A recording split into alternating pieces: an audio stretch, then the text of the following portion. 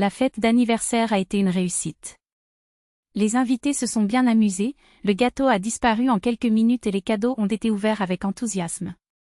Parmi eux, un qui m'a particulièrement enchanté, un beau nouveau micro-ondes, un cadeau de collègue. Moderne, plein de fonctions que mon ancien, en panne il y a des semaines, ne pouvait même pas rêver d'avoir. Je m'imaginais déjà préparer le petit déjeuner avec elle le lendemain. Alors que les derniers invités se disaient au revoir, je me tenais à la porte, remerciant tout le monde pour leurs félicitations.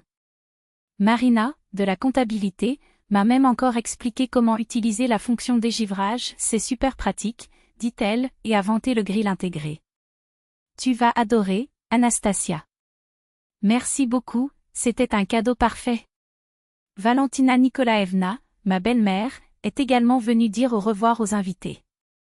Toute la nuit, elle a été un peu étrange, elle a jeté un coup d'œil dans la cuisine, a mesuré les choses avec ses yeux, m'a demandé où je rangeais les sacs poubelles.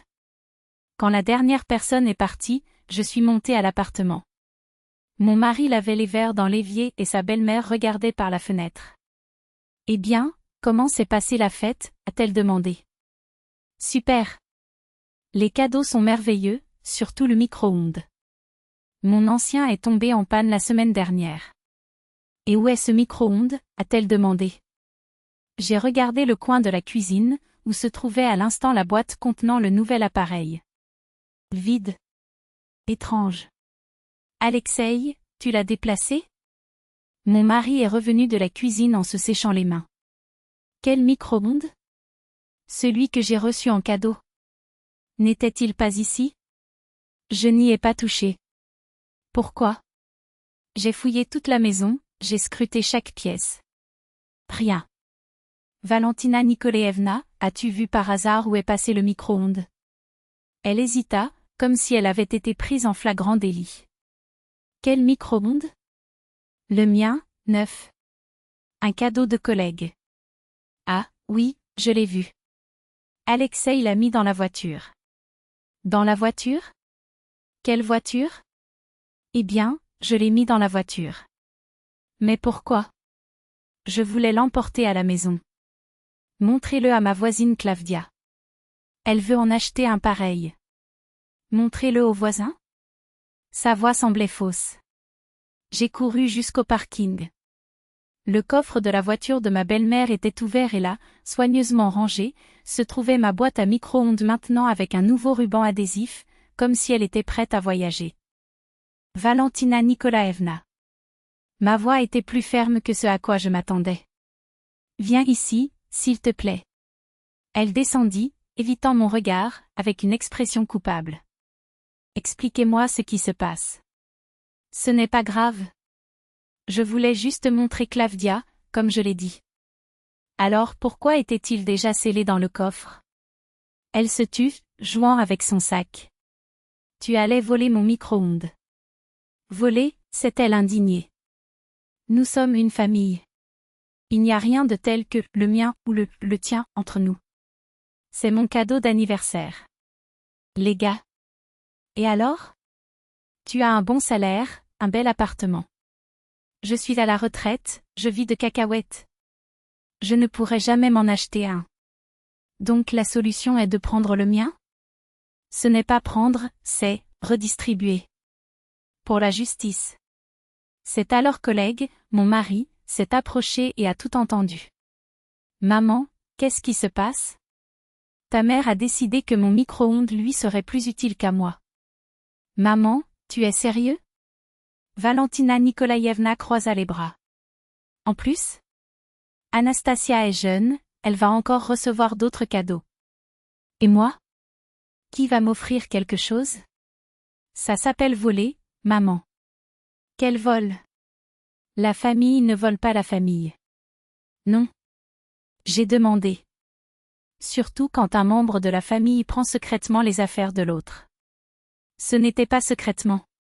C'était, ouvertement. Ouvertement? M'as-tu dit que tu allais me retirer mon micro-ondes pour toujours? Eh bien, je ne t'avais pas prévenu, mais je pensais que ça ne te dérangerait pas. Pourquoi pas? Parce que je suis la belle-mère. La femme doit respecter sa belle-mère. Le respect, oui. Offrir mes cadeaux, non. Oleg sortait déjà la boîte du coffre. Maman, qu'est-ce que tu fais? C'est un cadeau d'Anastasia. Et alors? Demandez à vos collègues de vous en donner un autre. Dites-leur que vous avez perdu. Je ne pouvais pas croire ce que j'entendais. Voulez-vous que je mente à mes collègues? Quel mensonge? Une petite omission pour maintenir la paix dans la famille. Paix? C'est mon micro-ondes. Pour toi, oui. Pour moi, c'est un non-sens. Achetez-en un autre. Acheter, c'est facile à dire. Pensez-vous que l'argent pousse dans les arbres? Oleg secoua la tête. Maman, si tu as besoin d'un micro-ondes, nous l'achèterons. Mais prendre ce qui appartient aux autres ne suffit pas. Acheter, rit-elle maladroitement. Quand? Vous dites toujours que vous n'avez pas d'argent. Nous allons y remédier. Mais voler n'est pas une solution.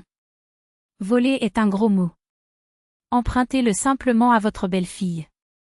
Emprunter sans rien demander? Cela a un nom, le détournement de fonds. Valentina Nikolaevna fit la moue, offensée. Regarde comme c'est avare. Elle ne veut pas partager un micro-ondes. Je ne suis pas avare. Je ne comprends tout simplement pas comment mon cadeau devient automatiquement le vôtre. C'est simple, je suis plus âgée, j'en ai davantage besoin. Tu es jeune, tu travailles encore. Tu peux en acheter un autre.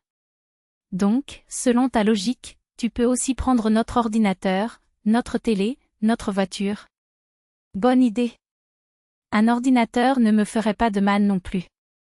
Je dois aller chez le voisin à chaque fois que j'ai besoin d'Internet. Oleg resta bouche bée. Maman, tu es sérieux? Bien sûr. La famille, c'est pour s'entraider.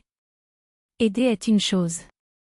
Prendre ce qui ne vous appartient pas, sans rien demander, en est une autre. Elle soupira dramatiquement.